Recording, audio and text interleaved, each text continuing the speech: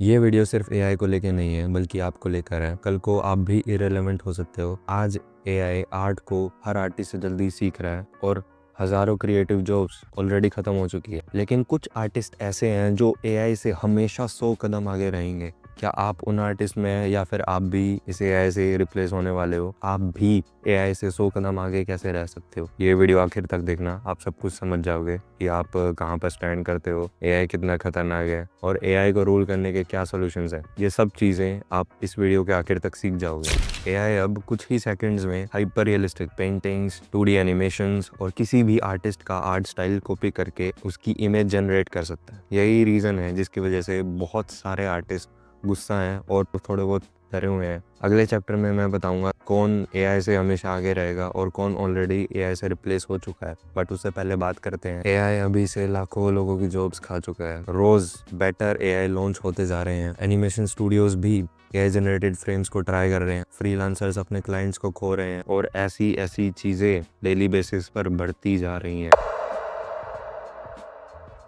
अब बात करते हैं कौन एआई से रिप्लेस हो जाएगा और कौन एआई से हमेशा 100 कदम आगे रहेगा। अगर आप एक ऐसे आर्टिस्ट हैं जो सिर्फ ट्रेंड्स को फॉलो करता है या फिर दूसरों के आर्ट स्टाइल को कॉपी करता है या फिर जैसी इमेज है उसका वैसा ही आर्ट वर्क बना दिया बिना कुछ उसमें क्रिएटिविटी ऐड करे, तो आप एआई से रिप्लेस होने वाले हो इतनी जल्दी कि आप सोच भी नहीं सकते। पर कुछ ऐसे आर्टिस्ट भी हैं जो एआई से कभी रिप्लेस नहीं होंगे। बट उससे पहले मैं जानना चाहता हूँ कि आप एआई के आने से गुस्सा हैं या फिर एआई को एक अपॉर्चुनिटी के वे में देख रहे हैं। कमेंट करके ज़रूर बताना। तो अगर आप उस लेवल के प्रोफेशनल आर्टिस्ट बनते हैं तो ना सिर्फ आपको एआई कभी रिप्लेस कर पाएगा बल्कि आप एआई को अपना गुलाम बनाकर उससे और ज़्यादा पैसे कमाने के लिए हेल्प करवा सकते हो। तो इसका क्या सोल्यूशन है? आप भी कैसे इस तरह के आर्टिस्ट बन सकते हो जो एआई से हमेशा 100 कदम आगे रहेगा? एआई से बचे रहने का बस एक ही तरीका है, वो चीज़ें करना जो एआई कभी नहीं कर सकता। जैसे हमारी unlimited creativity, story telling, building connections with other people, feeling emotions और ऐसी चीज़ें जो सिर्फ ह्यूमंस कर सकते हैं। सिर्फ यही 3 स्टेप्स है जिससे आप एआई से हमेशा आगे रहोगे, चाहे एआई कितना भी बड़ा बन जाए। मास्टर बेसिक्स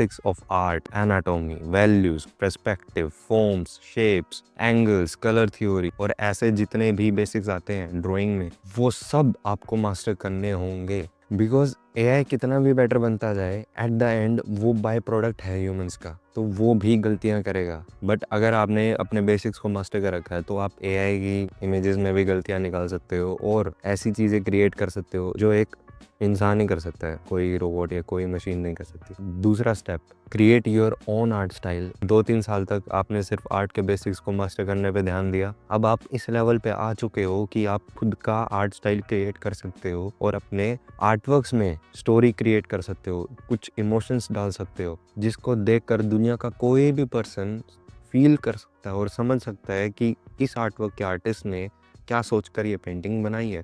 और पूरी दुनिया को वो पेंटिंग पसंद भी आएगी क्योंकि उसमें ह्यूमन टच होगा। जो आर्टिस्ट सिर्फ कॉपी पेस्ट करना जानता है वो ऑलरेडी इस गेम से बाहर हो चुका है, बिकॉज वही सेम चीज़ एआई भी कर रहा है। आपने फोटो दी और उसको कन्वर्ट कर दिया, बस। एआई के पास कभी भी आइडियाज़ नहीं होते, इसके पास सिर्फ डाटा होता है। एआई जो कुछ भी कर पा रहा है, जितने भी आंसर्स दे पा रहा है, जो कुछ भी कन्वर्ट कर पा रहा है, वो सब तभी पॉसिबल है बिकॉज उसके पास इतनी लार्ज अमाउंट में वो डाटा स्टोर हो रखा है। एआई को जब तक उस क्वेश्चन से रिलेटेड बहुत बड़ी अमाउंट में डाटा नहीं मिलेगा वो उस ऑर्डर को फॉलो ही नहीं कर सकता है। एआई कभी भी किसी भी चीज़ में एक ह्यूमन से ज़्यादा फीलिंग्स को, इमोशंस को नहीं डाल सकता। जो आर्टिस्ट सिर्फ ड्राइंग टूल्स को मास्टर करता है वो कुछ ही टाइम में रिप्लेस हो जाएगा, बट जो आर्टिस्ट अपने बेसिक्स को मास्टर करने में ध्यान देता है वो खुद के आर्टवर्क्स में अपनी पहचान डाल सकता है।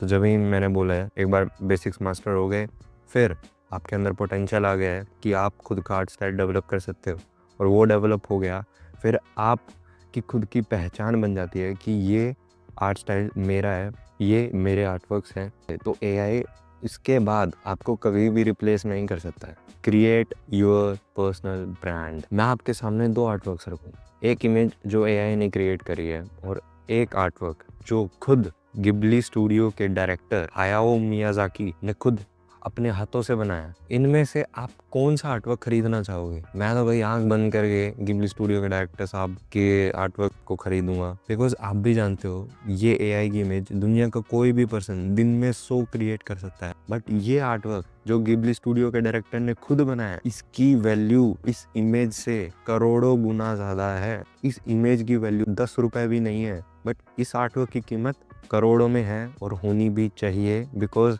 जिस पर्सन ने इस आर्टवर्क को क्रिएट किया है उसको 30 साल से ज़्यादा लगे थे इस आर्ट स्टाइल को क्रिएट करने में, वो उसका अवॉर्डेड है। तो पर्सनल ब्रांड का मीनिंग होता है आपकी खुद की आइडेंटिटी जो आपने खुद की मेहनत से क्रिएट करी है, जो आपको पूरी दुनिया से सबसे अलग बताती है। आर्टवर्क्स तो करोड़ों हैं, बट ऐसा क्या है आप में जो उन करोड़ों आर्टिस्ट से आपको अलग बनाता है? वो है आपका पर्सनल ब्रांड। आप बेसिक्स मास्टर कर लेते हैं ड्राइंग के और एक ऐसा आर्ट स्टाइल क्रिएट कर लेते हैं जो पूरी दुनिया का हर एक इंसान पसंद करता है, बट उसका क्या फ़ायदा जब आप अपने आर्टवर्क को कहीं डिस्प्ले ही नहीं करोगे, किसी को दिखाओगे ही नहीं, आपको कोई जान ही नहीं पाएगा। इमेजिन करो मार्वल की जितनी भी मूवीज़ है वो सिर्फ बनकर एक कंप्यूटर में स्टोर हो रखी होती, कितना बड़ा वेस्ट ऑफ टैलेंट होता है ये। तो डेट्स वाई अपने टैलेंट को, अपने स्किल्स को शो करना इतना ज़्यादा इम्पोर्टेंट है। ना सिर्फ इससे आपकी पहचान बनती है बल्कि पूरी दुनिया को भी पता लगता है कि ह्यूमंस किस लेवल पर जा सकते हैं क्रिएटिविटी के मामले में,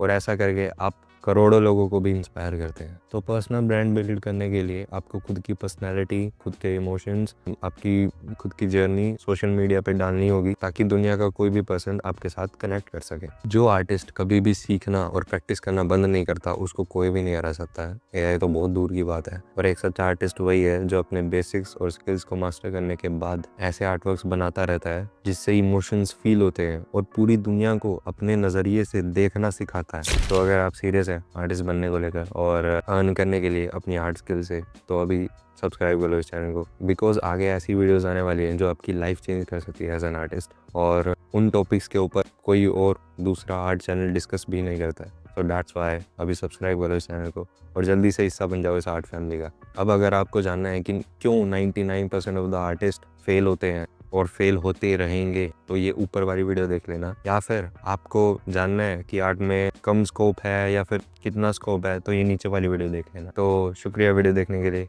अब फिर मिलते हैं दूसरी वीडियो में।